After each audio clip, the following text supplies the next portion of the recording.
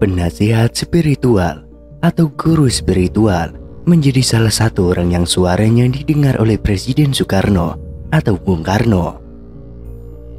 Guru spiritual Soekarno adalah Dr. Andes Raden Mas Panji Sosrokartono yang membuat jiwa dan semangat Bung Karno senantiasa kuat dalam memimpin Republik. Dr. Soeharto pernah mengungkapkan kedekatan itu sebagai sumber kekuatan mental spiritual Bung Karno.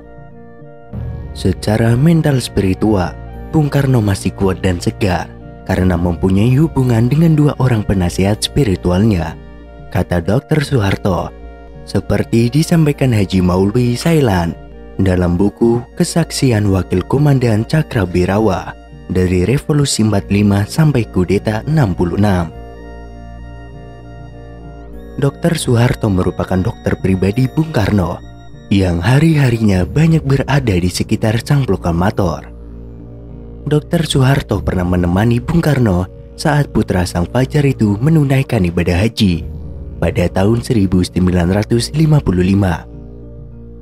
Pertemuan rahasia antara Bung Karno dengan Tan Malaka di awal kemerdekaan juga berlangsung di rumah Dr. Soeharto.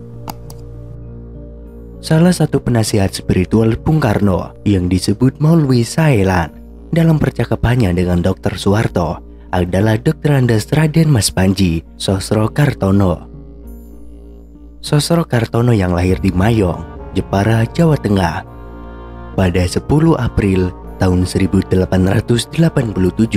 adalah kakak kandung Raden Ajeng Kartini. Rekam jejak intelektualnya begitu panjang. Sosrokartono merupakan lulusan Universitas Leiden, Belanda tahun 1908 jurusan Sastra Timur. Sebagai murid terpandai Profesor Dr. H. Kern Leiden, Sosrokarnoto menguasai 37 bahasa dan karenanya ia disanjung sebagai manusia jenius. Kaum intelektual barat yang terpesona menjulukinya The Javanese Prince atau Sang Pangeran Jawa dan The Moisesos.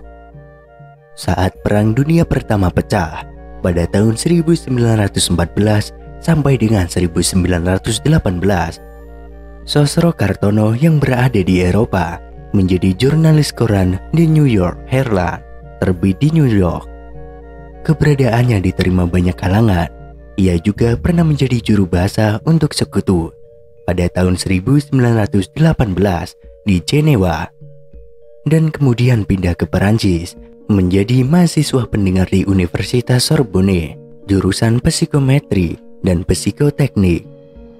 Sosrokartono juga sempat menjadi pegawai tinggi Atanse Kedutaan Besar Prancis di Den Haag pada tahun 1921. Selama 29 tahun melalang buana di Eropa, yakni sejak 1897, ia kemudian pulang ke Indonesia. Sosrokartono sejak tahun 1927 menempati rumahnya di Bandung, Jawa Barat.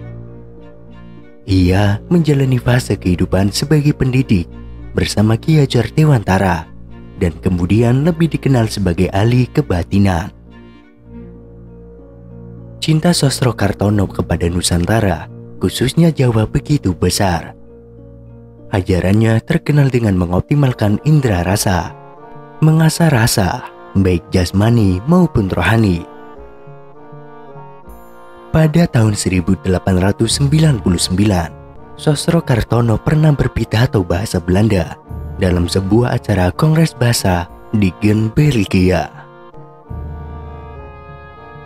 Saya akan menyatakan sebagai musuh kepada siapa saja yang akan merobohkan bangsa Jawa atau Indonesia menjadi orang Eropa. Selama matahari dan bintang masih bersinar, saya akan melawan mereka itu. Sosrokartono di tahun 40-an pernah meramalkan bahwa dengan dibukanya terusan Suez yang banyak memakan korban, Asia dan Afrika akan bersatu padu di Bandung, Jawa Barat. Beberapa tahun kemudian, yakni pada tahun 1955, kota Bandung menjadi tempat diselenggarakannya Konferensi Asia Afrika. dan Bung Karno memang memiliki kedekatan khusus dengan Sosro Kartono.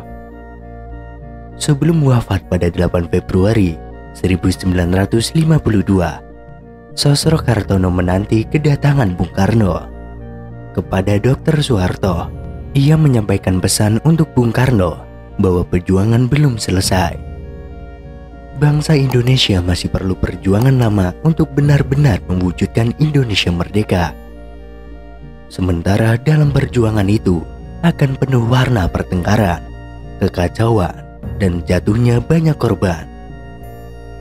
Sosro Kartono menyatakan akan selalu siap membantu. Tetapi Bung Karno mesti eling atau ingat, meskipun Bung Karno sudah menjadi Presiden Republik Indonesia, masih memerlukan petunjuk dan nasihat, kata Sosro Kartono.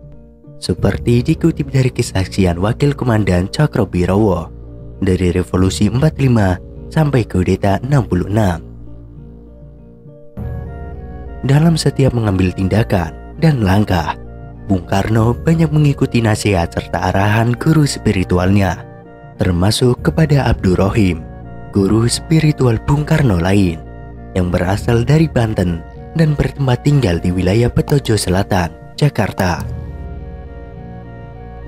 Melwi Sailan pada Januari 1967 mengaku pernah diperintah Bung Karno untuk mengunjungi Abdur Rohim yang dikabarkan sedang sakit keras. Abdur Rohim menyampaikan pesan untuk Bung Karno agar tidak mencemaskan sakitnya, yang menurut Abdur Rohim ujian dari Yang Maha Kuasa. Guru spiritual Bung Karno itu juga bercerita bahwa dirinya dengan Bung Karno memiliki hubungan batin yang dekat. Hubungan itu seperti halnya hubungan batin antara Bung Karno dengan Sosro Kartono. Karenanya, jika Bung Karno bersedih, dirinya juga ikut sedih. Sebaliknya, ketika sang proklamator itu gembira, dirinya juga ikut gembira. Sebelum meninggal dunia pada 28 Maret 1967, Abdur Rohim sempat bertemu Bung Karno di Gus House Istana. Pertemuan itu merupakan pertemuan yang terakhir. Abdur Rohim sempat menyarankan Bung Karno untuk ikhlas menyerahkan kepemimpinan bangsa Indonesia kepada yang lain. Bung Karno yang menurutnya sudah tua, yakni berusia 65 tahun dan sakit-sakitan, sebaiknya berkonsentrasi dengan kesehatan dan banyak mendekatkan diri kepada Yang Maha Kuasa.